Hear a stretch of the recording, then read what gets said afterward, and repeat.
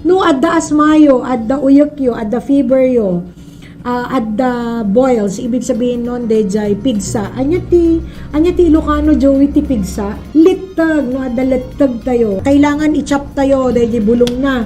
Mangala kayo iti dua nga baso, and then duamot nga baso nga danom. So, 15 minutes until the water left 1 glass.